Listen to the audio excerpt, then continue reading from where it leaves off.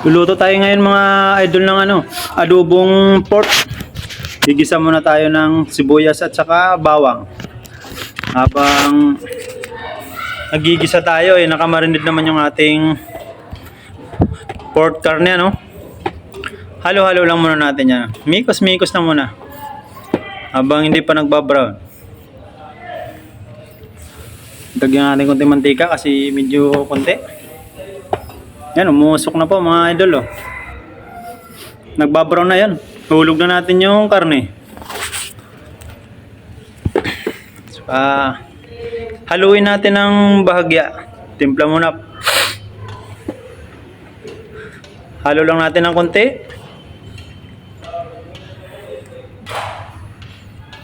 Pagkahalo natin ng konti ay lagyan na natin siya ng panimpla.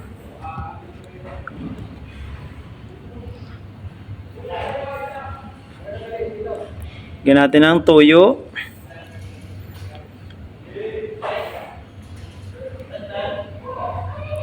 Lagyan natin ng mga 3 cups and a half lang adobong pork natin. Saka lagyan natin ng suka ng kahit 2 cup and a half lang. Para smooth na yung asim niya.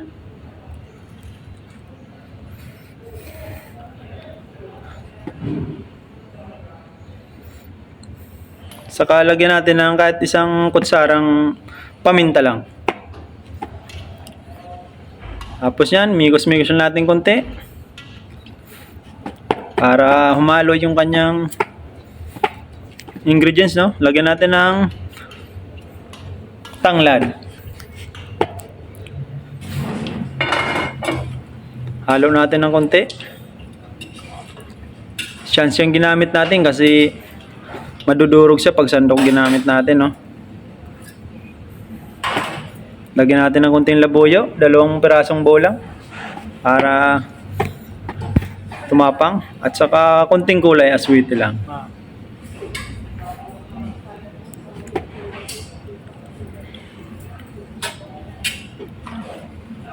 Halo-halo natin konti para kumulay. Para magmukha naman siyang adobo, takpan natin muna ng bagya. Ayan, tingnan na natin ulit. Medyo kumukulo-kulo na siya, Halo-halo natin ng konti. Halo-halo lang para ma-absorb yung lasa. Patakan siyempre natin ang asukal kahit 3 kutsara lang para may linamnam naman konti. Takpan muna natin. Tingnan natin ulit kung okay na siya. Ang malapit na siya, Medyo hindi masyadong masarsa to kasi gusto nila medyo igay-iga lang. Nasa inyo na kung gusto nyong maraming sarsa. Pwede naman mag-adjust kayo ng tubig. Yan siya, Lalangis-langis na siya. Kanin na lang, kulang. Yan, Okay na siya mga idol, Ganun lang ang adobo natin.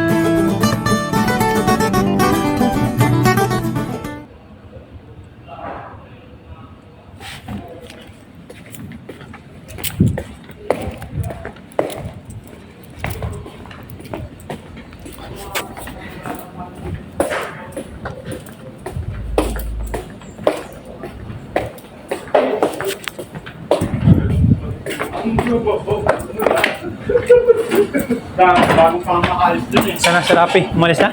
O yan? Umalis na tayo. Ano? Si Rapi? Diyan? Rapi, ayos na! Talagyan mo ng voice over lahat? Ba't ang bilis naman?